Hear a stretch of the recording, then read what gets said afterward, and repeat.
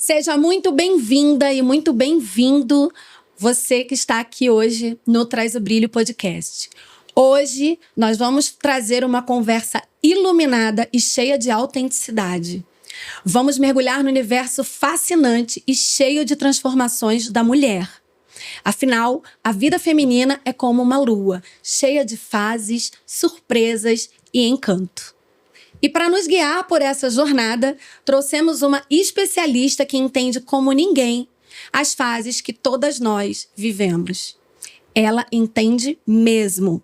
Hoje, a nossa convidada brilhante é uma médica ginecologista, especialista em reprodução humana e, claro, em todas as fases das mulheres. Por isso que eu tive o prazer de convidá-la. Eu quis muito trazer a doutora Keila Veludo aqui no programa, aqui no Traz o Brilho, para brilhar com a gente sobre todo o assunto que vamos falar hoje. Bom, vamos falar hoje sobre reprodução humana, sobre fertilidade, vamos passear pela maternidade tardia e também sobre tudo que abrange, que é a fase posterior, a perimenopausa e a menopausa. Hoje o Traz o Brilho está maravilhosamente brilhando aqui para a mulherada. Então, fica aqui que hoje o nosso papo vai ser com essa querida, maravilhosa doutora Keila Veludo. Seja muito bem-vinda. Muito obrigada, Ellen. Obrigada pelo convite. É um prazer para mim estar aqui e comentar sobre essas fases tão importantes de todas nós mulheres, ou que já vivemos ou que vamos viver em algum momento. Muito obrigada. Ai, fique super à vontade, a casa é sua, eu que tenho que agradecer essa sua presença, porque eu fico te acompanhando nas redes e eu fico assim, gente, que incrível, eu vejo quanto que você fala com essência, quanto que você traz conteúdo que nós mulheres nos perguntamos, nos questionamos em silêncio. Sim. E você vai ali, quebra aquele tabu, traz um conteúdo sempre muito profundo, que gera uma conexão com a gente. Então, para mim é uma alegria, é um prazer enorme te receber aqui. Muito obrigada. Tá bom? Muito e obrigada. que venha mais vezes, né? Sim, com certeza. Sempre. Doutora Keila, vamos lá. Primeiro eu quero saber o que te inspirou a ser médica, ser essa médica maravilhosa. E por que reprodução humana? Por que você escolheu a reprodução humana para sua vida, para poder trazer isso para o mundo, para fazer as mulheres e os casais brilharem? Sim. Então, ser médica sempre foi uma vontade desde a infância. E a minha principal influência foi meu pai. Meu pai era médico, pediatra. Nós morávamos numa cidade do interior de Minas.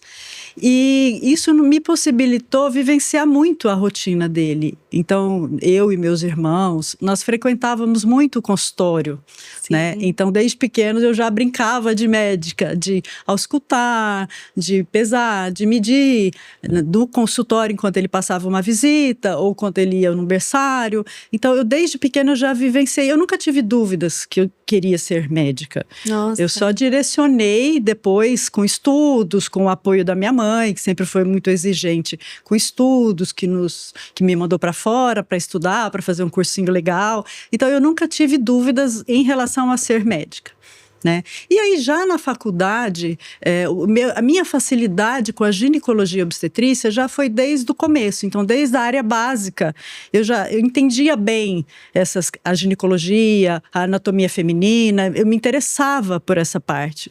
Nossa. Não me interessava, por exemplo, por neurologia, por outras áreas. Eu sempre, ou era pediatria, pela influência do meu pai, ou era a ginecologia, mas aí a ginecologia me chamava mais atenção e eu consegui fazer um link com a pediatria através das gestações, através da reprodução, mas o desejo da reprodução humana, ela veio já na residência. Sim. Quando eu escolhi a ginecologia, eu pensava só na ginecologia obstetrícia, né? Sim. E aí, na residência, essa área estava começando a ser mais divulgada. Eu fiz faculdade em Uberaba, lá a gente não tinha esse setor. Eu tinha uma professora que estava se especializando em outra cidade, e a gente tinha um ambulatório disso, então eu aprendi com essa professora e com outros sobre a parte da ginecologia endócrina, que lida com as disfunções hormonais, e com a parte infertilidade, que na época chamava esterilidade. Olha como tudo mudou. É mesmo? É mesmo. A gente chamava falava... a área de ambulatório de esterilidade, né? Hoje em dia não se fala mais isso. A gente não fala nem em infertilidade. Né? A gente fala que a gente é especialista em fertilidade. Fertilidade, né? traz então, o positivo. Somos fertileutas, né? Além de ginecologista, de obstetra, porque a formação ela é sempre ginecologia e obstetrícia. Sim. E a área de atuação é essa área da reprodução humana que envolve os tratamentos de fertilização, envolve as questões hormonais, planejamento familiar, métodos contraceptivos. Então, foi por aí que eu segui. E aí tive que sair de Uberaba para vir fazer a minha especialização, porque ela não tinha essa especialização completa. Uhum. E aí já segui aqui para São Paulo em 1997, já no Hospital Pérola Byton, fiz meu 3º ano de residência lá. E tive a sorte de já ter um concurso e já ser efetivada médica assistente desde 1998. Uau! Então, que carreira maravilhosa, consistente, com certeza, né? Sim, é um hospital que me deu muita bagagem, me dá ainda até hoje, né? Qual hospital? É o Hospital Pérola Byton, na verdade hoje é chamado Hospital da Mulher. Ah, sim. É o antigo Pérola Byton. Que é uma referência. Que é uma referência nessa área. Legal. E ainda estou lá e continuo com as minhas pacientes que procuram a minha ajuda. E no meu consultório. Isso. Maravilhoso. Então vamos falar bastante disso. Sim, vamos lá. Doutora Keila, parabéns pela sua trajetória.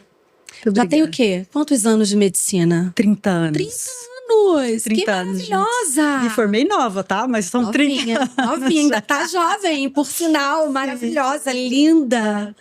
Nossa, parabéns mesmo. Anos. Eu sei o quanto que médico precisa estudar, se dedicar, né? Para um dia poder escolher uma especialização, porque também não deve ser fácil. Sim, não. Escolher. Não. E o que eu gostei é que você já teve esse dom. Você já veio com o dom de ser médica. Sim. Né? Antes eu não achava que era dom. Acho que era só dedicação, era inspiração só vontade, inspiração do pai. Não existiam tantas profissões assim. Então eu achava que era uma consequência natural, não era um dom, que eu não tinha esse dom. Hoje eu já aceito que talvez seja, que ser médico é um dom, porque a gente precisa se colocar na posição do outro, a gente precisa se envolver com o problema do outro, e não basta só exercer a medicina ou prescrever uma medicação. Né? Então, essa questão de se colocar no lugar do outro, que aliás foi um dos conselhos que eu recebi do meu pai, se coloque no lugar do paciente. Sim. Isso eu acho que é um dom. Isso não se aprende na faculdade. Isso é um dom. E isso me orgulha. Com certeza, que bom, porque a empatia, colocar no lugar do outro, né? Sim. Ver o quanto que o outro precisa de vocês, né? Médicos, para poder curar, para ter uma solução. A gente pode fazer a diferença, né? Na vida dessas pessoas, às vezes por uma orientação, às vezes por um conselho, ou por um acolhimento, ou chorar junto, ou pegar na mão, ou falar calma. Principalmente mulheres, né? Que oscilam tanto de humor. Quantas chegam chorando e saem sorrindo. Então, é um prazer para mim poder fazer a diferença. Fazer essa alegria na vida da gente, né? Sim. Maravilhosa. E vamos lá. Com os avanços da medicina reprodutiva, né, ter filhos após 40 anos se tornou mais comum. E vai se tornar cada vez mais. Quais são os principais mitos e verdades sobre a fertilidade nessa fase da vida da mulher, doutora Keila? Já começamos com tudo, né? Sim, vamos lá. Eu acho que assim, a principal verdade de tudo isso é que essa área cresceu muito pela mudança do comportamento feminino. Então, a mulher moderna, a mulher que hoje tem 20 anos ou que tem 30 e quando ela tinha 20, ela não prioriza a gestação. Sim. Como nossas mães. Então, ela prioriza a carreira, ela prioriza a profissão. Depois ela tem uma profissão, ela quer estabilidade financeira. Sim. Me identifico com essa mulher. Então, e são a maioria da atualidade. É por isso que se ouve falar tanto de medicina reprodutiva, de tratamentos, de maternidade tardia, né? Pela mudança do comportamento feminino especificamente. Sim. Então, e essa mulher, quando ela já conseguiu tudo isso, sucesso na carreira, ela quer curtir um pouco ainda. Ainda não tá bom, ela precisa curtir, ela quer viajar, ela quer comprar um carro melhor, ela quer mudar de apartamento. E quando vem aquele desejo, E ela vai falar, não, agora eu vou engravidar. Muitas falam assim, eu vou engravidar no fim do ano porque eu quero que nasça em setembro. Não é assim, né? Então, não é um botão. Não se compra pela internet, né? Então, é um processo. Sim. Então, quando elas decidem, não, agora eu vou evitar. E marcam uma consulta, fazem todos os exames pré-concepcionais, elas começam a suplementar vitamina, o parceiro está dedicado, estão focados no período fértil. Resolveu, aí não vem a gravidez, né? E aí elas vão correr atrás de ajuda, de auxílio, de orientação. Sim. Isso eu acho importante. Outra verdade que acho que todas precisam saber antes de escolher ou quando escolher a maternidade é que existe um relógio biológico. Isso é uma verdade. É uma verdade. Nós, mulheres, já nascemos com o nosso estoque de óvulos pronto. Né? Então, os óvulos, eles são produzidos, enquanto o homem, ele produz espermatozoide ao longo da vida, nós, mulheres, já nascemos com a quantidade de óvulos já pré-determinada. Esses óvulos, eles já são produzidos na vida intrauterina, a partir do 5º mês de gestação, e ao nascimento, a menina já nasce com cerca de 1 a 2 milhões de ócitos, que são os óvulos imaturos que estão ali guardados no ovário. A partir daí, o organismo começa num processo de degeneração, esses óvulos vão degenerando. Sim, lentamente, ao longo da vida, lentamente no início. Então, a menina, quando ela entra na puberdade, que ela menstrua pela primeira vez, que ela tem a menarca, ela conta com 400, em torno de 400 mil óvulos. Então, daqueles 1 a 2 milhões, já caiu para 400, 500 mil óvulos já na puberdade. Caramba, né? É rápido, né? É rápido. É rápido, e essa velocidade de atresia, de degeneração dos óvulos, ela aumenta muito depois dos 35 e acelera ainda mais depois dos 40. É mesmo? Isso. E entender sobre isso é muito importante. Porque não tem nada que se possa fazer para evitar esse processo de perda desses óvulos. Anticoncepcional não bloqueia isso, nada disso bloqueia. Entendi. Então, a qualquer momento ali pode acabar. Pode acabar. A reserva. Pode acabar a reserva. E aí a gente vai agora fazer um link que me veio na cabeça aqui. Vamos lá. Vamos lá. E aí, por isso que agora tá tendo uma tendência, que eu ouvi falar, das mulheres até mais jovens quererem fazer congelamento de óvulos. Sim, isso é uma realidade. Isso é um conselho que faz parte da minha consulta. 30 anos, já faz parte da orientação de consultório, a gente alertar essas mulheres quanto a isso. Sim.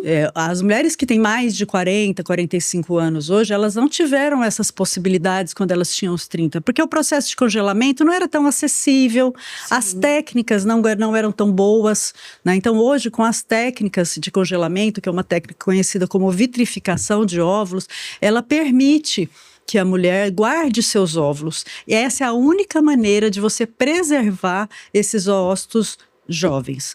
Mas e se eu não quiser? Porque nessa idade ela está nesse processo de só pensar nela, ela não quer. Ela não quer, mas eu não quero isso. Eu nem sei se eu quero ser mãe. Tem dúvida. Não faz mal.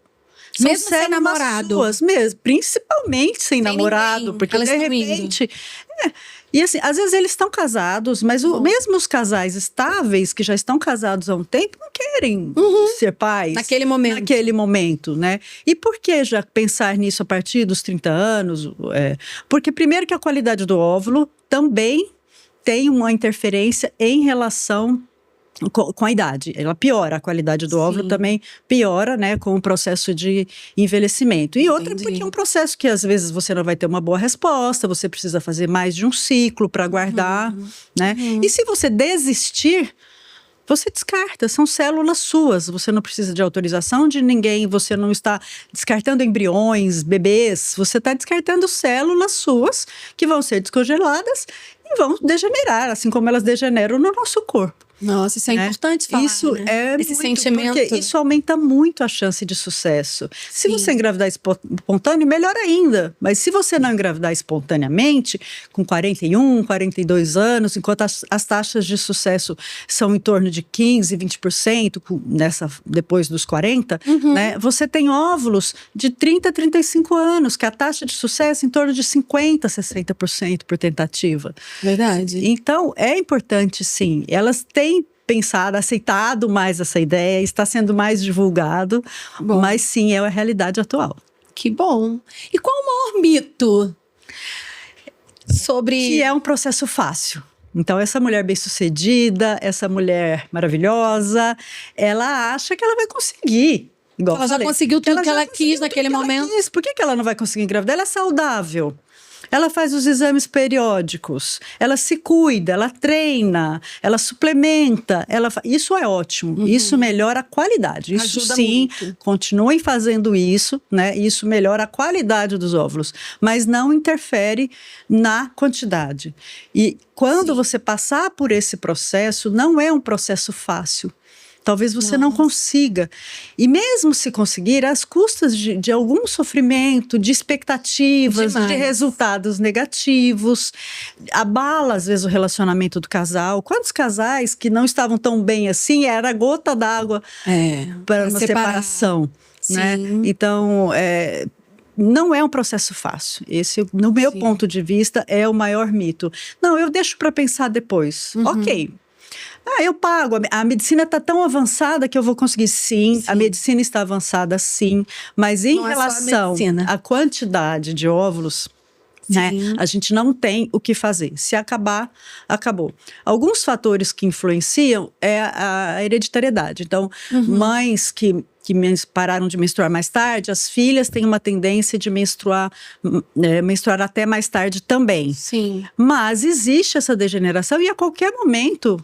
né? E a qualidade cai também paralelo a isso. Então, o estilo de vida influencia na qualidade, mas não na quantidade. A única coisa que poupa a sua fertilidade é o congelamento. Perfeito. Nossa, uma aula. Sim.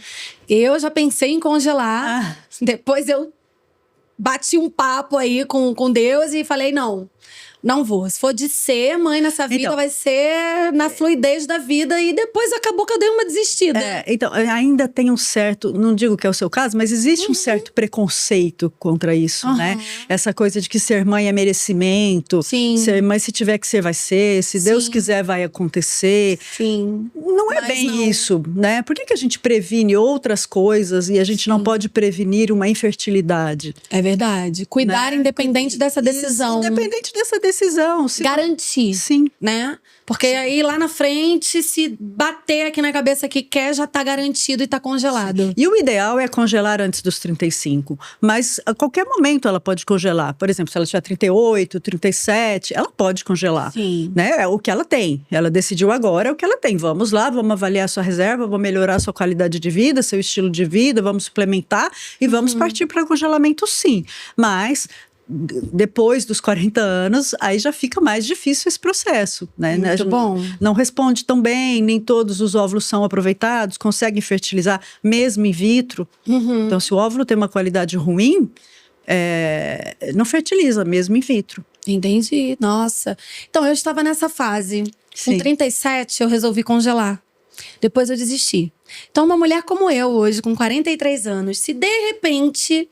eu quiser congelar, eu achei até que eu já tinha perdido essa oportunidade, tá? Na vida. Mas com o avanço da medicina, né, de lá pra cá, você vai me dizer, se eu quisesse hoje fazer um congelamento, como é que seria? Tem como ainda ou não? Aí já precisa uma avaliação individualizada. Eu preciso saber qual é a sua reserva e fazer uma tentativa, né? Entendi. É mais provável que você não consiga uma boa resposta com o congelamento e descongelamento. Porque também sofrem perdas, né? Então, você possivelmente terá menos óvulos, né, oócitos. Esses oócitos nem sempre vão sobreviver ao descongelamento. Então, se você decidir hoje, não iria te aconselhar a congelar. Eu iria te aconselhar a gestar. Vamos fazer esse bebê vamos tentar fazer com que você engravide. E como isso? Agora vamos lá, agora eu quero saber. Como isso acontece? Como é que eu vou gestar sem congelar se eu não tiver óvulo? Me fala. Não, assim, aí eu tenho que te orientar, no caso, né? Que a prioridade, a preferência seria que você já fertilizasse. Né, para você já ver a resposta disso. Porque se você pode congelar óvulos, sim, pode. Aí você volta daqui 5 anos, você vai descongelar, os seus óvulos não têm qualidade, não fertilizam. Sim. Aí vai ser uma outra decepção. Então eu teria que fazer uma fertilização imediata naquele... O ideal, se você estiver pronta para isso, é fazer uma fertilização naquele momento para avaliar se você vai conseguir embriões. Entendi. Né? E aí, os embriões estão lá guardados, aí você decide se você vai querer transferir ou vai postergar mais. Mas eu vou te aconselhar, inclusive, que já está na hora. Se você quiser mesmo, está na hora. Não é impossível, né? A gente pode fazer esses processos de transferência, de fertilização até os 50 anos. Isso é liberado. Nossa, isso é liberado. Que maravilha. Sim, até os 50 anos podemos fazer todas as técnicas de reprodução, transferência de embriões. Então, isso pode ser feito sim. Mas para você não ter outra surpresa lá na frente, faz a indução, avalie a quantidade dos óvulos. Se você puder, fertilize, faça os embriões e congele os embriões. Que é uma outra etapa da vida da mulher. É uma outra etapa, né? Sim. Que é essa que, de repente, eu estaria vivendo caso eu quisesse ser mãe. Sim. De repentemente. Aí já guardaria os embriões prontinhos. Perfeito. E aí depois você decide. Maravilhosa. Gente, a medicina veio acompanhando a gente, sim, né? Sim, graças às mulheres, principalmente a área de medicina reprodutiva. De reprodução, exato. O comportamento feminino, né? Sim. Que influenciou diretamente esse crescimento. E aí a medicina veio e falou, vamos pegar essa mulherada aí que tá postergando ser mãe. Como é que ela vai resolver isso lá na frente, né?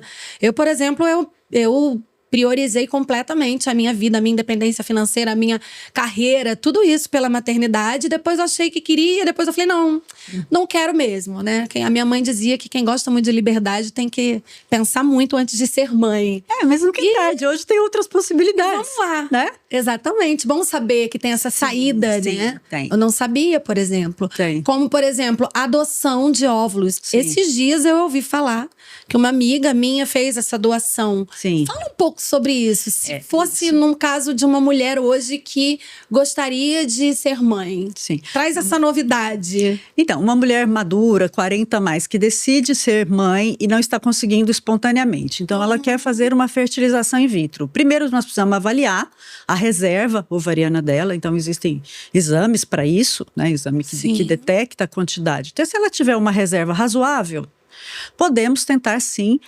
induzir a ovulação, captar esses óvulos e fertilizar com o sêmen do parceiro ou com o sêmen de doador, se ela quiser fazer uma produção independente, por exemplo. Sim. Né? Então, existem essas duas possibilidades. Com o próprio óvulo, não teve gestação, transferiu esses embriões já fertilizados, não houve gestação, ou ela não tem mais o que fazer, acabou a reserva dela é baixa a ponto dela não responder, ou na hora que nós formos para a captação não ter óvulos, ou esses óvulos não sobreviverem, não fertilizarem, o que ela vai fazer? Né? Sim. Então, existem programas de ovo-recepção e ovo-doação. O que é isso? No Brasil, é proibido doar óvulos para fins comerciais. Então, existem duas maneiras de você receber óvulos. Ou de uma doadora da sua família, que é parente até de 4º grau, que seria irmã, mãe, tia ou prima, mas mãe, no caso, já fica mais difícil ainda. Verdade. Então, não dá. Então, vamos pensar numa irmã ou numa prima, né? Que sejam mais jovens e que se colocaram no lugar daquela familiar e vão doar óvulos voluntariamente, né? Então, ou com doadora anônima. Sim. Né? Essa doadora é aquela paciente que ela vai numa clínica e ela não tem o dinheiro para o tratamento, o dinheiro total do tratamento. Sim. Então, ela vai ser subsidiada por aquela que vai receber. Então, parte do tratamento é subsidiado por aquela que quer receber e metade dos óvulos daquela que está doando vai ser compartilhado com a receptora. Então, se ela tem 6 óvulos, 3 vão ser para ela, 3 vão ser para a receptora. Isso já é acordado desde o início. E os óvulos dela vão ser fertilizados com o parceiro dela, os óvulos da receptora com o parceiro da receptora, ou com sêmen congelado, enfim. Sim, como ela escolher. Como ela escolher, como for a situação no caso, né, ali. Então, com isso, ela possibilita, a doadora tem que ser menor de 35 anos, né? Então, as clínicas hoje, elas dão um certo prioridade por doadoras. Esse custo é um pouco mais barato, porque a receptora está compartilhando o custo. Entendi, está dividindo então, essa muitas pessoas, às vezes, não têm a condição de ter o tratamento completo e elas se candidatam como doadoras. Então, o tratamento dela sai mais em conta. Não é gratuito, mas o tratamento dela sai mais em conta. Né? Não, mas aí eu quero que seja da cor do meu cabelo, seja o meu tom de pele, meu tipo sanguíneo.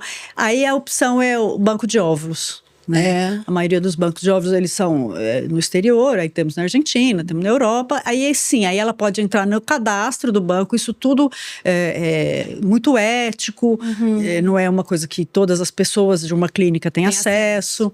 Então você vai escolher, é anônimo. É anônimo, você vai escolher as questões relacionadas à doadora de óvulos. E esses óvulos são importados. E aí você não vai ter esse custo de medicação. Você vai gastar com a importação, mas você não vai ter essa parte do tratamento. Assim que esses óvulos chegarem, você vai ser preparada para recebê-los. Então você vai lá comigo e eu vou preparar o seu útero para receber esses óvulos quando eles forem fertilizados. Então, a gente vai colocar sua menstruação, a partir daí vamos preparar o seu endométrio, que é a camada interna do útero onde a gente implanta, para você estar apta a recebê-los. E a grande vantagem é que você também não vai importar um óvulo, são vários, então as suas possibilidades aumentam. Né? Maravilhoso, gente, essa possibilidade. Porque você recebe o óvulo de alguém que está doando, você como receptora. E aí você como médica prepara esta mulher para poder receber esse óvulo. E aí faz a fertilização? Faz a fertilização como se fosse uma fertilização sem a doação. Sem a doação, igual, o processo é igual. A diferença é que uma está doando e a outra está recebendo. Né? Nossa, e aí, nesse caso, elas não se conhecem. Né? Isso precisa de um sigilo. Né? É só no caso de familiar que pode ser aberto. Mas a maioria prefere que não seja familiar, para não ter tanto envolvimento. Né? Muito envolvimento. Já é uma dor para aquela mulher estar passando por isso. Muitas nem gostam de comentar com a família. É verdade. Com medo do resultado negativo, né? Elas já nem gostam de comentar. Então, a grande maioria, elas recebem óvulos de doador anônimo. Ou vão buscar o banco de óvulos quando tem uma certa urgência ou querem com características mais específicas, mais parecidas com a pessoa. Muito legal, muito legal. Eu tenho uma amiga que foi doadora já. Nossa, é incrível. É uma realidade cada vez mais acessível. Eu quero falar sobre isso, trazer para o mundo, trazer o brilho. Que às vezes, eu conheço também muitos casais que tentaram muitas vezes até conseguiram. Inclusive a Fabi, quero mandar um beijo para ela, que teve a Laura e a Helena. Enfim, fiquei super feliz. Tentaram anos, assim, engravidar e deu super certo. Depois, no tempo certo, tudo aconteceu. Mas eu sei que é muito frustrante, né? Frustrante. E em algum momento, se a gente percebe que aquela mulher 40 a mais, ela não tem a qualidade, ela já experimentou com o óvulo dela e não deu certo, é importante cogitar e indicar a possibilidade do congelamento. Claro. Porque o óvulo da doadora, ele é mais jovem. Né? Então talvez não tenha, mas e o DNA? Eu falo, mas para que o DNA? O que vai fazer diferença o DNA? Você vai gestar, você vai parir, você vai amamentar, você vai vivenciar tudo isso com o óvulo doado. Né? Então você é mãe. Com certeza. Não interessa se aquela célula de outra pessoa. A gente aceita muito um sangue, a gente aceita uma córnea, a gente aceita um rim, mas a gente não aceita um óvulo. Talvez por desconhecimento ou por preconceito. Tabu, né? Muito também. Tabu. Crenças limitantes. Crenças limitantes. Criações. Forma que a gente viu as mães antigamente, né? Da nossa época. aí gerar filho. E aí a gente pensa que parece que a gente está indo contra a natureza. Exato. E a questão da culpa, né? Muito. Eu não mereço isso não é para mim, se eu não fui abençoada. Eu respeito todas essas crenças e acho que isso tem que ser uma decisão muito consciente. Mas é sim uma possibilidade que amplia as chances. Com certeza. Né? Eu sempre falo, não tenha medo de ser feliz. Isso aí. Né? Se você quer mesmo, vamos lá. Com certeza, certíssima. Nossa, muito, muito maravilhoso saber disso. Porque anima as mulheres, né? Encorajam as mulheres que têm medo, faz as mulheres trazer uma mente diferente. Sim. Mudar a forma de pensar. E saber que isso existe, né? E é muito engraçado que quando elas vão à clínica para fazer o processo, que elas veem que tem vários casais ali, elas falam, nossa, parece que era só eu achei que fosse só eu. Sim. Né? Só nós que estamos passando por isso. Quantas pessoas passam por isso, né? Ainda bem, sim, ainda bem que hoje isso é muito divulgado, né? Graças a Deus. Muitas famosas estão fazendo esse papel de divulgar, sim. E, inclusive o resultado negativo, inclusive o lado difícil, a frustração, né? Porque antes, no início, existia uma romantização, né, desse processo. Como se fosse fácil, vai lá. Iria conseguir. Não, você vai conseguir. Né? Sim, vamos em busca de conseguir. Na teoria, sim. Mas vamos nos preparar emocionalmente, vamos nos estruturar para isso. Não é um processo fácil. Eu acho que esse é o principal mito. Verdade. É um mito. É um mito. E que você trouxe verdade nesse mito. Sim. Não é fácil, é desafiador. É desafiador. Tem gente que vai lá, acontece mais rápido, outros congelam, faz fertilização, não dá certo e acaba engravidando naturalmente, né, doutora Keila? Não, sim. E às vezes engravidam naturalmente mesmo, depois dos 40 anos. Não quer dizer que as suas possibilidades acabaram. Nós estamos falando daquela que já tentou naturalmente e que já está enfrentando essa dificuldade. Perfeito. Né? E os desafios físicos, né? Vamos falar assim, os mais falados. O que você mais escuta no seu consultório das suas pacientes, né? E os impactos sociais. Como a maternidade tardia influencia as relações familiares e sociais, especialmente em uma geração que está mais focada, está cada vez mais focada na carreira. O que você escuta dessas mulheres, doutora Keila? Eu acho que os desafios físicos são principalmente os relacionados às condições ginecológicas que podem acontecer. Sim. Né? Então, você pode ter uma endometriose grave, que pode limitar a sua reserva. Você pode já ter perdido um ovário. Você pode já ter tido um câncer de mama, e isso também é uma possibilidade.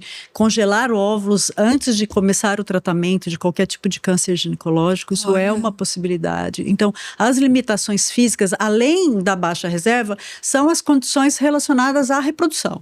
Então, tudo que vai influenciar o útero, vai influenciar o ovário e vai influenciar uma gestação espontânea, pode impactar, sim, se você teve mais tempo, né, de que isso acontecesse na sua vida. Que se você tivesse com 20 anos, você engravidaria mais fácil. Sim. Né? Aquele útero é mais jovem, você no máximo tem um ovário policístico, uma endometriose leve. Então, com esse ritmo de vida estressante, então podem ter essas condições, sim.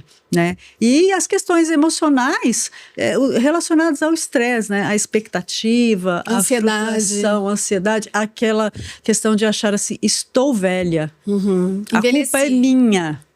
Né? Meu parceiro não tem nada, eu sou culpada por essa situação. Eu não deveria ter vivido tudo que eu vivi, ter postergado a gestação. Que agora está dando errado a maternidade. Eu fui contra o ciclo da vida. Eu fui contra o ciclo da vida, agora eu vou pagar um preço alto por isso, eu não vou... Sim. Então, isso é muito ruim, né? E não é bem assim.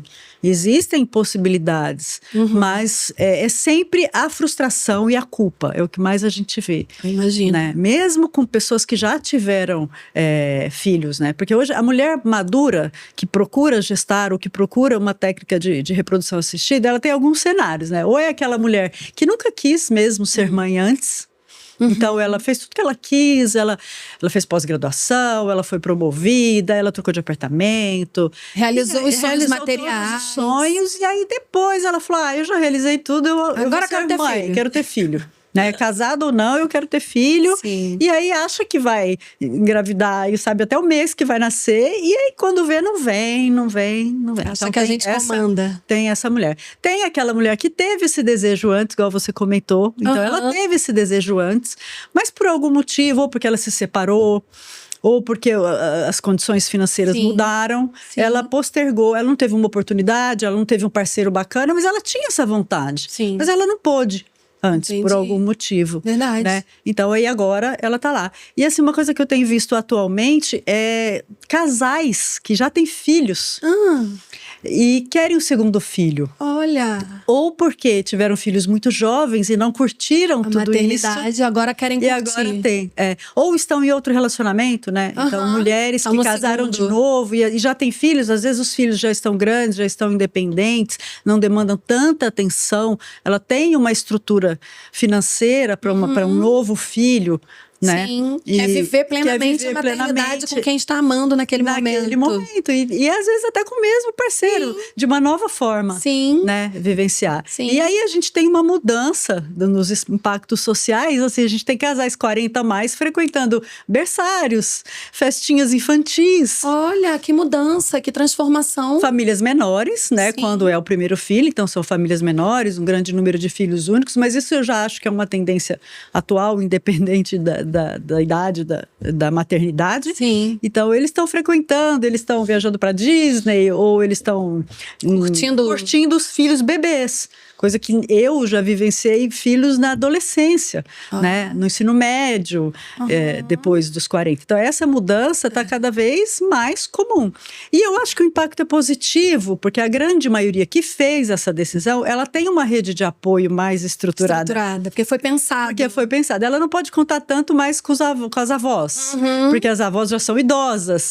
Elas nem, às vezes não podem, ou elas nem querem, porque às vezes não têm a mesma disponibilidade. Tem medo de deixar, porque a mãe ou o pai, os avós já estão mais velhos. Já estão mais velhos e não querem dar esse trabalho, né? Pesar isso para os pais. Mas elas têm sim uma rede, eles, né? O casal, eles têm uma rede de apoio. E acho legal. Funciona e sim. E tá indo agora essa transformação, né? Geracional. Sim. Né? Ver pessoas 40 a mais querendo ter mais um filho ou querer ter o primeiro, enfim. Sim. Às vezes, gente, é o segundo, é o terceiro, é o quarto casamento. Porque tem gente que vai casando até achar a pessoa certa. Sim. Né? Que queira, que bata essa maternidade no casal. Né? E por isso, mais uma vez, a importância, né? Sim. Do congelamento. Maravilhoso. E como a mulher que prorroga a maternidade pode resolver caso queira ser mãe? Então, aí, se ela não tiver óvulos de qualidade... Quais são as opções? Então, a opção 1, se ela tem óvulos de qualidade. Então, ela pode fazer uma tentativa. Primeiro fazer a verificação. Verificação da reserva ovariana, né? Nem só hormonal, tá? Depois nós vamos falar de hormônios. Não da reserva hormonal. Às vezes os hormônios estão ok, mas a reserva de óvulos. Então, avaliar as condições físicas, as condições clínicas, se ela não tem nenhuma doença que limite uma gestação, se ela está liberada fisicamente para isso, ela está emocionalmente preparada para isso, né? Então, se ela tem, vamos lá, vamos tentar. Eu acho que sempre é válido tentar com o óvulo próprio, né? Apesar do congelamento aumentar as chances, o óvulo doado aumentar as chances, nunca é a primeira opção daquela mulher que nunca tentou com óvulos próprios e tem uma reserva razoável. Sim. Então vamos lá, vamos tentar. E a gente tem conseguido, né? Coisas que quando eu comecei, a gente quase não via gestação, mesmo com o FIV, depois dos 40, hoje a gente já tem 41, 42, engravidam, elas engravidam. É possível sim engravidar. Está acontecendo, né? Então, não consegui, não quero passar por isso de novo, eu prefiro aceitar um óvulo doado. Entendi. Então, já frustrou e aí não tá mais nessa vibe. Isso. E aí pode fazer com óvulo doado, utilizar o sêmen do parceiro. E aí tem um monte de oportunidades, né? Então, aquela mulher que está nessa posição e que também não tem o parceiro que queira ou está sozinha ou que ela quer ser mãe solo, ela pode fazer todo esse processo com o sêmen do banco. Que é a tal da maternidade independente. Sim. E como fica essas questões sociais? Cada vez está mais frequente, né? Filhos de mãe solo, filhos de casais homoafetivos. Então, cada vez. Então, acho que essas crianças que talvez a gente pense que vai sofrer, não, o mundo está diferente, né? Eles vão conviver com outras crianças também que tenham duas mães, ou que tenham dois pais, ou que são filhos de uma mãe solo, né? Tem para todos os modelos, né? E hoje você atende, falando em casais homoafetivos, você tem alguma história de casais homoafetivos que Sim. querem fazer querem maternar, né? Querem ter filhos, na verdade. Meu contato é com o homoafetivo feminino. Né? Porque o homoafetivo masculino não chega para mim, né? Sim. Então e no Brasil é mais complicada essa questão da barriga solidária, né? Que é a barriga de aluguel. Seção de útero, né? Que é conhecida como barriga de aluguel. Então no Brasil é mais difícil também, precisa ser parentes até de 4º grau. Para gestar. Tem. Então ele precisaria de um óvulo ou doado, ou de alguma parente, né, de quem um é do sêmen e o outro é o óvulo, e aí de uma irmã ou de uma prima.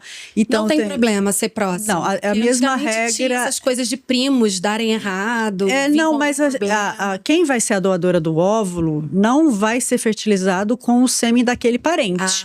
Vai ser com o parente com o sêmen do parceiro. Entendi. Então não tem genética. Não tem parentesco.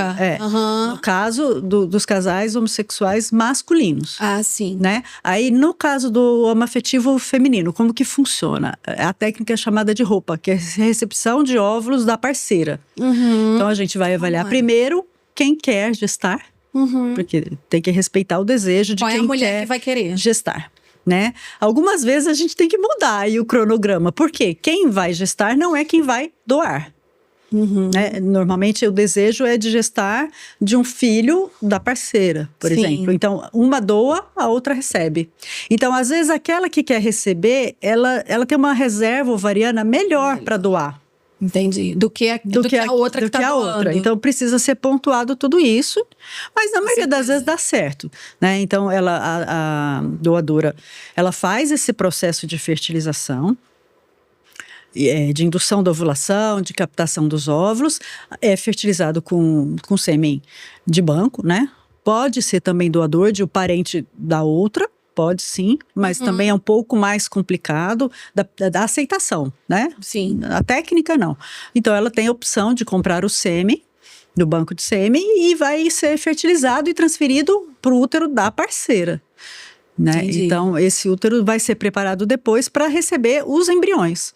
Então, chama roupa, recepção de óvulos da parceira. Olha, gente, é muita novidade nesse mundo da fertilização. E é muito maravilhoso, né? Sim. Eu acho isso encantador. Com certeza, você dá oportunidade, você dá opção, você dá bênção para muita gente ser mãe. Sim. De todas as formas do amor, né? Sim. Já dizia e já diz a música do nosso querido Lulu Santos. Sim. Toda forma de amor. Sim. Né? Literalmente.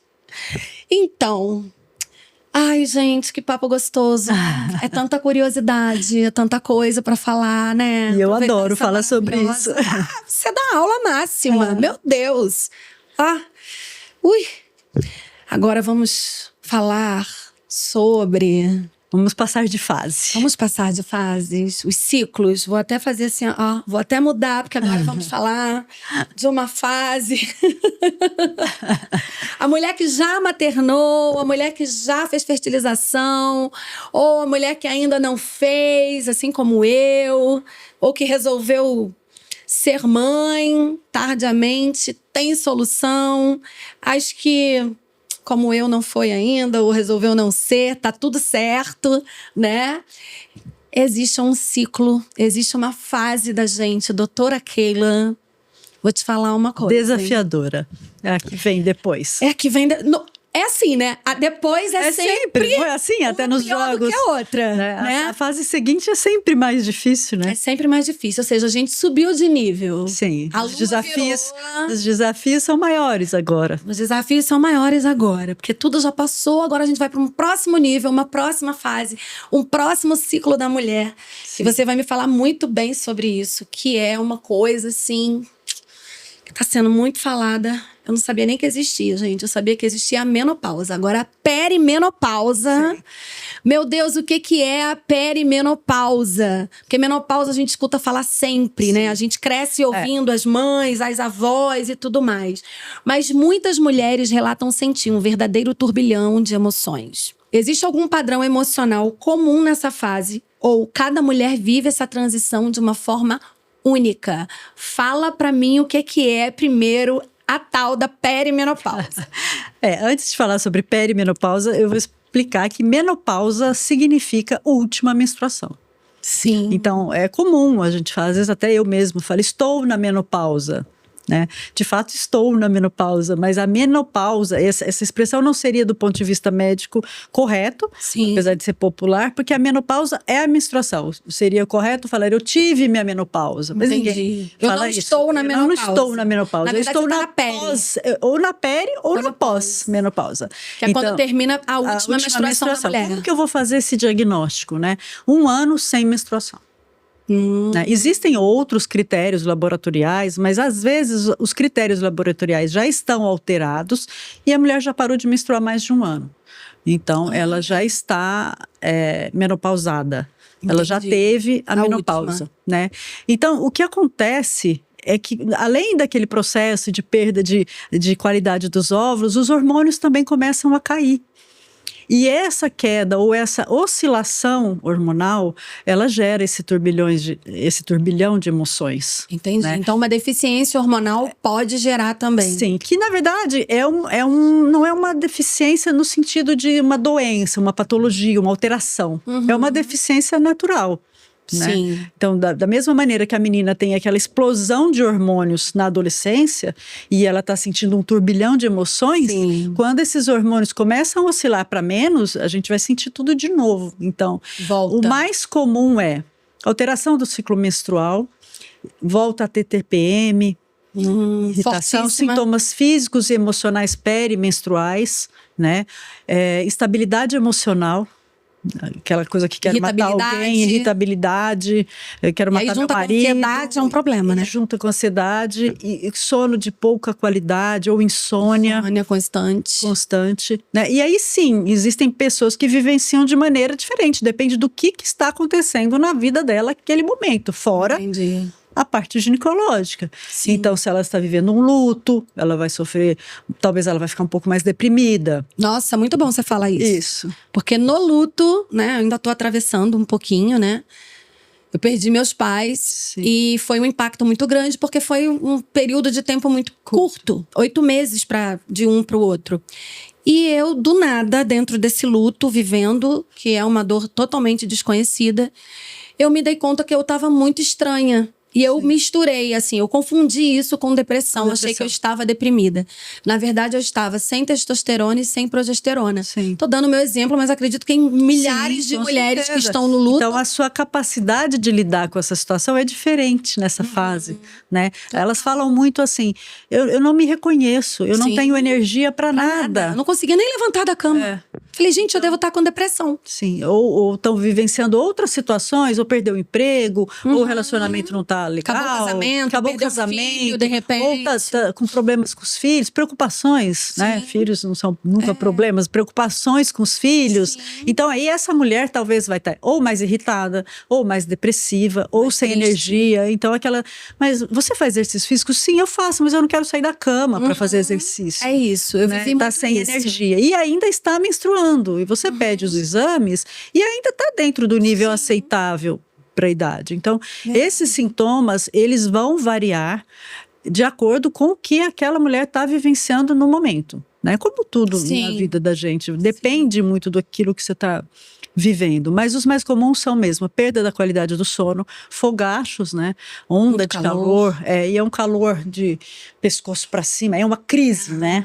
E às vezes é muito confundida com crises de ansiedade, e aí tira a roupa, depois dá frio, e aí briga com o marido, porque o ar-condicionado tá muito ou tá pouco, e acorda todo mundo, e explode com qualquer coisa, daqui a pouco tá chorando. Nossa, então, difícil, né? Isso aí são mais comuns. E existem aquelas que, no meu ponto de vista, é minoria e são mais sortudas que não passam por isso, né? Que lidam muito. E existem essas mulheres, sim, que não têm essas alterações emocionais, que de repente parou de menstruar ou começou a perceber isso porque a menstruação está vindo irregular, mas está tudo bem. Será que é menopausa? Será que já está acontecendo isso comigo? Mas a grande maioria são esses sintomas. Não é um padrão, mas é o mais comum. Sim, imagino, porque todo mundo tem esses fatores externos também que Sim, contribuem. Isso, e aí aquela mesma mulher que sempre lidou bem com fatores emocionais, com questões externas, agora ela não consegue mais. Ou porque já conseguiu muito, né?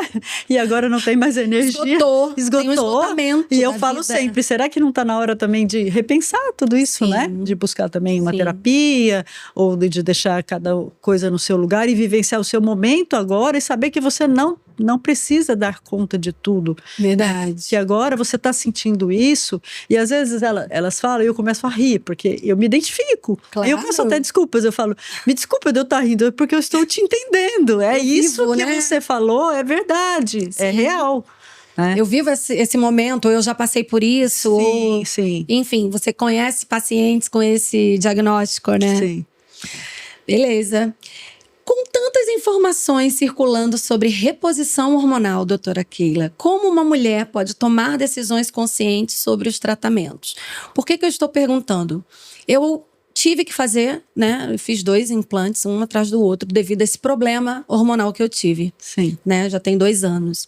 E foi ótimo, eu tive excelente resultado, fiz exames, acompanho. E acredito que muitas mulheres também, tanto já fizeram como faz, ou algumas têm medo de fazer. E eu gostaria de saber a sua opinião sobre reposição hormonal. Como é que primeiro, se você faz, se você indica para as suas pacientes, né? Se é uma recomendação. E quais são as tomadas de decisões mais conscientes sobre os tratamentos? Sim, eu indico, eu faço reposição hormonal, indico sempre que possível, né, a reposição hormonal. E quais são as possibilidades, né? Então, eu falo sempre para elas, fazer a reposição hormonal, terapia hormonal, que hoje a gente chama de terapia hormonal, ela depende de alguns fatores. Então, depende do seu estado físico, tanto clínico quanto ginecológico, então você tem que estar bem, você não pode ter uma doença grave, você não pode ter vivenciado um câncer ginecológico, a maioria deles é contraindicado, a terapia hormonal. Você não tem algumas questões físicas que são muito importantes para não potencializar riscos, né? Uma vez que você avaliou clinicamente, ginecologicamente, e essa mulher está apta a fazer a terapia hormonal, precisa saber, ela quer fazer reposição hormonal? Ela sente a necessidade? Ela perdeu qualidade de vida? Sim. Né? O que essa terapia hormonal vai trazer de benefício para a vida dessa mulher? Então, ela vai trazer qualidade de vida, né? Ela vai trazer energia, ela libido, são questões também. Libido é uma questão que depende de outros fatores, mas a parte hormonal é muito importante, né? Então, às vezes elas se sentem, às vezes os maridos vêm junto, né? Que acham que não tá mais, não tem mais sentimento, não tem mais vontade, mas exatamente, mas não é isso. Ela simplesmente não tem aquele desejo espontâneo mais. É patológico. Tá ali. Não chega a ser patológico, é clínico. Na verdade, é fisiológico. É esperado que seja assim. Verdade. Né? Agora, tem mulheres, por que eu te falei que depende de outras questões? Porque tem mulheres que estão apaixonadas ou estão em novos relacionamentos e que têm esse desejo sexual. Só que às vezes ela não responde. Entendi. Ou ela tem dor. Ou ela não lubrifica. Tudo muda. E aí ela vem por essas questões. Então, quais são as necessidades? Você acha que é importante? O que está acontecendo que você acha que pode melhorar? Né? Então, uma vez que ela pode e ela quer, eu prescrevo. Aí vem as várias formas da terapia hormonal. Aí tem para todos os bolsos, tem para tudo que a expectativa que ela quer, qual é o foco, né? As principais indicações, elas são relacionadas à qualidade de vida, né? E a prevenção de osteoporose. O implante hormonal ajuda? A terapia hormonal, a reposição principalmente do estrogênio. A falta do estrogênio faz a gente perder massa óssea. Né? Então, se você tem a predisposição genética, se você tem outros fatores que aceleram perda de massa óssea, como tabagismo, sedentarismo, então na falta, tendo a sua menopausa, nos primeiros 5 anos, a perda de massa óssea é muito importante. Né? E o que essa perda leva? O que é a osteoporose? Por que a osteoporose é perigosa? Ela não dá dor. É comum elas falarem, mas eu tô com dor nas costas, eu tô... joelho. Então, será que eu não tô com osteoporose? Não. Osteoporose, você até pode estar com osteoporose. Mas a osteoporose não deve doer. O problema da osteoporose é o risco de fratura. Então, a gente vai fazer aqui, aos 50 anos, algo que pode ser um problema lá na frente. Olha, né? O enfraquecimento ósseo. O enfraquecimento e a fratura simplesmente porque você desequilibrou. Quantos idosos às vezes estão acamados ou levantam com pressa e quebram simplesmente porque tropeçou. É verdade. E aí, facilmente por conta da osteoporose. Então, a terapia hormonal, ela é uma das maneiras de prevenir a osteoporose. Associada, então, com exercício, com qualidade de vida, com suplementação, é maravilhoso. Sim. Né? Então, ela precisa querer, ela precisa poder e a gente explicar sobre os benefícios. Então, além da qualidade, a osteoporose, aquelas questões de desconcentração, que é a chamada névoa mental. Esquecimento. Então, esquecimento. Ai, doutora, parece que eu marquei o neurologista, porque eu não consigo me concentrar. Sim. Porque tá muito tá desconcentrado, né? Então, a terapia hormonal e cada vez mais existem benefícios, né? E os riscos, quais seriam, né, os fatores limitantes? Então, eu não quero fazer reposição hormonal porque dá câncer. Isso é o principal. Isso é mito. É mito. A terapia hormonal, ela pode acelerar o câncer ginecológico. Né? Então, você tem que estar ali com os seus exames normais e apta a fazer. A história familiar também pesa. Então, câncer que já são comprovadamente genéticos, que tiveram familiares que tiveram câncer de mama jovem, ou câncer de ovário, ou que já tem um diagnóstico de genética, também é um fator limitante, né? E aí a gente vai ter que buscar outras alternativas para essa mulher que está sentindo tudo isso também. Ela não pode... Então, desde ansiolíticos específicos que melhoram as ondas de calor e a estabilidade emocional, temos remédios naturais, porque tem pessoas também que não querem, né? Porque elas acham que eu não tenho depressão. Tem o preconceito de que é o tipo não usar da medicação, né? E agora temos algumas novidades aí no controle do fogacho, da estabilidade emocional. Então, a gente pode suplementar vitaminas, melatonina, pro sono de qualidade, sempre estimulando bons hábitos alimentares e exercício físico. Esse aí eu acho que é para tudo, né? Sim. Se a gente quer viver mais com qualidade, precisamos orientar. E nós ginecologistas acabamos sendo os clínicos da mulher, né? Elas vão primeiro no ginecologista para saber se ela tem pressão alta, para saber se ela tem diabetes, para saber se ela tem colesterol. Aí começa, mas não vai passar um remédio para o colesterol, não. De colesterol também não. Eu faço o diagnóstico e passo a bola. Sim, mas passa para o especialista. Mas acaba que é o ginecologista que faz esse diagnóstico. E nessa fase, né? Mais especificamente nessa fase. E aí, de alternativas para ressecamento vaginal, para perda urinária, que também pode acontecer por falta de hormônio, né? A bexiga perde a sustentação. Então, você pode começar a ter perda urinária. Aí nós temos hidratantes vaginais, exercícios, fisioterapia pélvica e laser, né? Laser não é usado só para estética. Ele pode ser usado sim para estética, com cirurgias para melhorar a genitália, mas ele tem uma grande indicação e com excelentes resultados para atrofia vaginal, para o ressecamento, né? E para perda urinária leve. Que é quando a mulher começa a ter essa sensação de que espirrou, fez xixi. Isso. Isso normalmente acontece um pouco depois da menopausa, da parada da menstruação. Mas é comum. Ela não tem a sensação, ela perde xixi. Olha! Ela perde xixi, né? O laser, ele ajuda, principalmente nos casos leves e daqueles que começaram por este motivo. Tratar né? no início. Você tem que... e que veio pela parada hormonal, né? Porque existem mulheres que desde jovem já têm outros tipos de incontinência urinária, né? Ou por lesão da bexiga, ou por partos, enfim. Isso é outra questão. Às vezes precisa associar cirurgia, precisa associar medicamentos. Mas para aquela mulher que tem uma incontinência urinária leve, que apareceu depois da parada da menstruação, ou um pouco antes, quando já tem as oscilações, o laser é excelente. Os cremes vaginais, hidratantes vaginais para prevenção do ressecamento, eles também são muito eficientes, mas a pessoa precisa lembrar. Não é só isso. ela precisa lembrar, Sim, né? e muita gente e o usa laser uma vez, e esquece, e aí não melhora nunca. Verdade. Né? Então o laser sim é uma opção, ele age numa camada mais profunda, ele estimula colágeno na parte genital e é libertador. Gente, é libertador quanta novidade. mulheres, sim.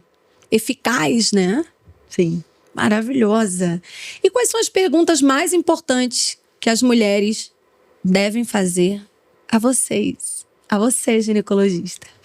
Eu acho assim, ser mulher, né, e vivenciar suas fases é sempre um desafio. Verdade. Cada uma delas com o seu desafio. Sim. Né? Então, aprender a entender os sinais do seu corpo e a entender que aquilo ali faz parte de ser mulher. Uma tem, a outra não tem, mas tá tudo bem. Você tá sentindo aquilo. Sim. Né? Então, eu aprendi muito com as minhas filhas em relação à adolescência de hoje. A adolescência das minhas filhas não foi igual à adolescência, à minha adolescência. Então, Verdade. coisas que eu sentia e que eu nem valorizava, eu passei a valorizar com as minhas filhas ou com as minhas pacientes que eu acompanho. Sim. Né? E é comum vir mães com filhas e as mães aprendendo com a filha, e às vezes está preocupada com algum detalhe que você conversa, você explica, né? Então, o autoconhecimento faz toda a diferença. Verdade. E você entender o que é normal para sua fase e o que não é normal. E você não precisa sofrer, né? Então, assim, como mulher sofre? E sozinha, às vezes. E daí sozinha, né? Então, assim, não precisa sofrer para ser uma mulher forte. Verdade. Você pode ser uma mulher forte e diminuir o seu sofrimento, Sim. né? Então, você pode diminuir a sua menstruação, você pode postergar a gestação, você pode fazer terapia hormonal, você não precisa fazer terapia hormonal, você pode escolher outras alternativas. Então, eu acho que o mais importante é se conhecer e buscar ajuda, né? E com certeza. Segurando na mão, né? É sempre mais fácil você ter esse acolhimento ou a gente poder ajudar. Com certeza. E ser livre é muito libertador para fazer essas escolhas.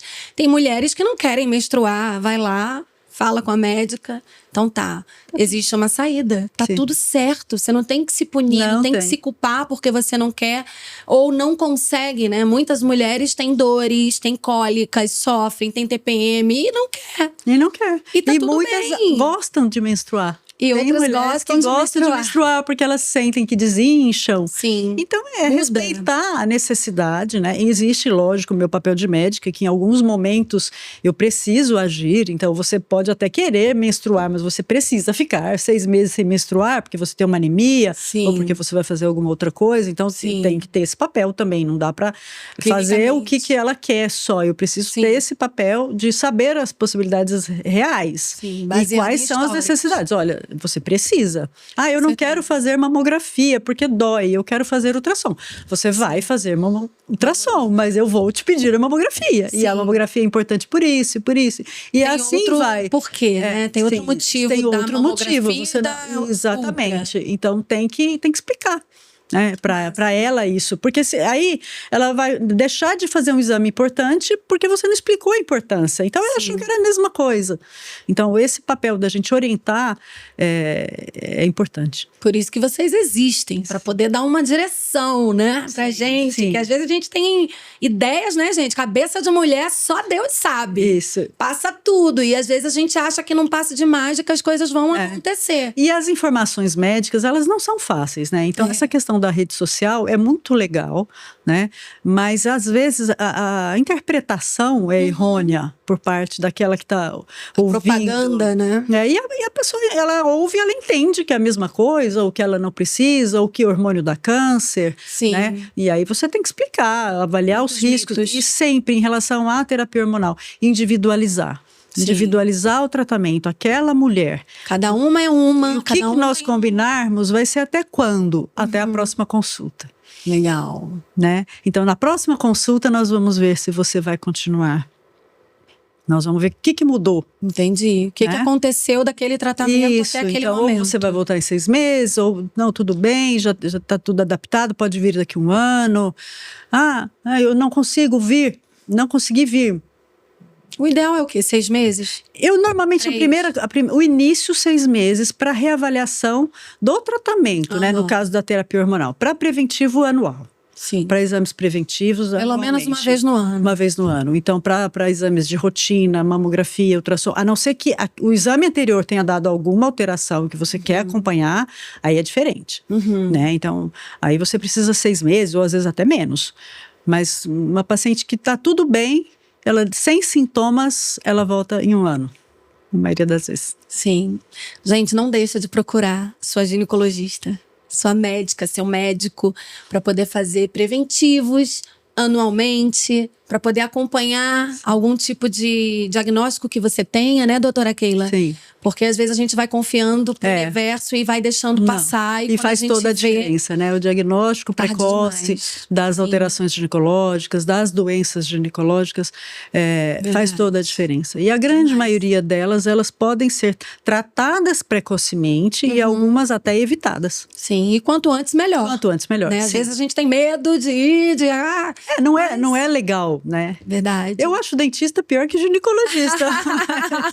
Mas olha, é verdade, porque tem muita gente que ainda tem medo. Eu falo isso para minha dentista sempre, que ela é minha paciente, né? A minha dentista, eu falo, não, eu prefiro 1000 vezes ginecologista. Vocês reclamam de ginecologista?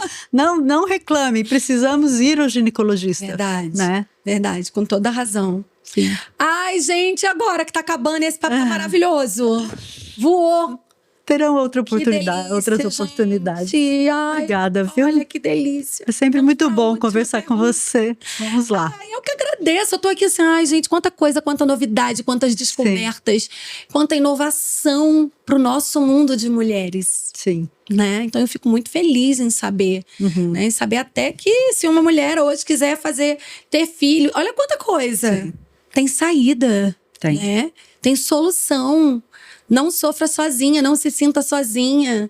Não acha que é só com você. Tem milhões de mulheres no mesmo momento, na mesma idade, com os mesmos desafios, com as mesmas vidas, digamos assim, trilhadas, e que agora está tomando uma decisão ou de engravidar, ou de fazer uma reposição hormonal, em cuidar da saúde, enfim. Não podemos bobear, mulherada.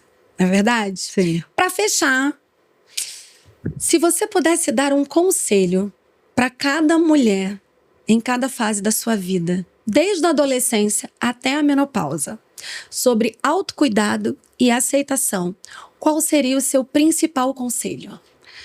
Então, o meu conselho é assim, somos mulheres de fases, e conhecer sobre essas fases e vivenciá-las com acompanhamento e com cuidado é libertador. É muito bom você entender que aquilo que você está sentindo, outras mulheres também sentem. Saber de todas as suas possibilidades. Então, não deixem de buscar as suas oportunidades. Né? Não se culpem pelo que você está sentindo. Não se achem chatas, não se frustrem com aquele desejo que você tem. Busque conhecimento, busque ajuda. Né? É maravilhoso ser mulher. Ai, que linda! Meu Deus, muito emocionante ouvir tudo isso, porque você é uma voz experiente, uma mulher que vive as nossas dores e os nossos amores, entende a nossa mente, o nosso corpo, né, as nossas fases. E eu quero, assim, agradecer demais de você ter vindo. A casa é sua. Muito obrigada, foi um prazer estar aqui. Foi maravilhoso poder falar do meu trabalho. Sim. Obrigado pelo convite mais uma vez. Ai, venha mais vezes. Vamos falar de outras fases, de outras coisas. Vamos lá. Vai ser da adolescência até a maturidade, vamos dizer assim, né? Verdade, que adolescente também dá trabalho, né, doutora Keila?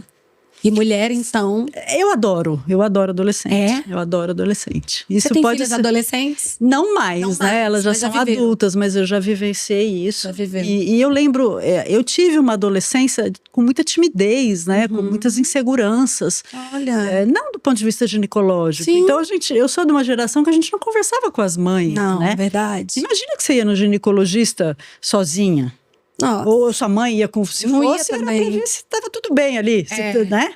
Se tinha algum risco de alguma coisa ali. É verdade. Então, as preocupações eram outras. Mudou tudo. Então, as mães hoje levam as suas filhas para prevenção de gravidez, até para cirurgia estética. Olha, tá tendo muito. Inclusive em jovens, né? Inclusive em jovens que Você faz também Faço linfoplastia? Faço também. Outro motivo para eu voltar, vamos dizer assim. Vamos falar sobre isso, Sim. porque tá super em alta. Sim. Né? E a mulher tá cada vez mais se liberando para poder olhar e falar: isso não está legal comigo, eu quero melhorar.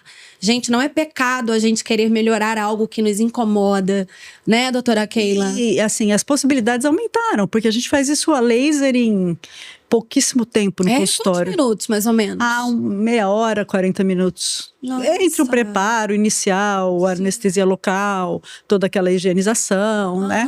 E sem dor, né? Anestesia local, indolor. Que delícia. E quanto tempo de repouso? Só para pegar essa colinha aqui. Não é necessário um repouso, é necessário cuidados. É. Né? Então, pela própria anatomia da região, né? Então você precisa ter algumas roupas confortáveis, exercício físico, cuidados de higiene, mas não é necessário repouso. Se precisar ir para a escola, ou ir para a faculdade, ou ir para o trabalho no dia seguinte, está liberado. Gente. A gente vai orientar o vestuário, os cuidados e alguma coisa que pode melhorar o desconforto. Porque também é um pouco desconfortável pela própria região. Verdade. Né? Então, tem a urina, tem banho, tem todo né? De uma infecção, de alguma coisa acontecer. Mas não precisa de repouso. Maravilhosa. Ainda deixou uma cola sobre linfoplastia, gente. Uau! Doutora Keila, e hoje, para quem assistiu esse podcast, esse brilho todo que você trouxe pra gente, aonde te encontrar, aonde você atende, qual o seu Instagram? Fala aí pra gente. No meu consultório, eu atendo no meu consultório particular, né, no bairro do Morumbi. O meu Instagram, @doutora Keila Veludo. Lá tem o link na bio com o contato do WhatsApp, o endereço, e será um prazer atendê-las. Ah, é K-E... Keila. Ok. Keila com I, Veludo. Ok. Eu, doutora DRA. Perfeita! Meu amor, muito obrigada por você trazer seu brilho. Foi maravilhoso, foi incrível. Eu espero e tenho certeza que você vai impactar muitas mulheres de fases nesse podcast. Que hoje você trouxe o seu brilho e vai fazer muitas mulheres brilharem. Muito obrigada. Obrigada. Eu quero encerrar com complicada e perfeitinha. Você me apareceu, era tudo que eu queria. Estrela da sorte. Quando a noite ela surgia, meu bem, você cresceu. Meu namoro é na folhinha. Mulher de fases! Uhul! Obrigada! Você, querida. Gente, a gente fica por aqui. Até o próximo. Beijo pra vocês, mulheres de fase!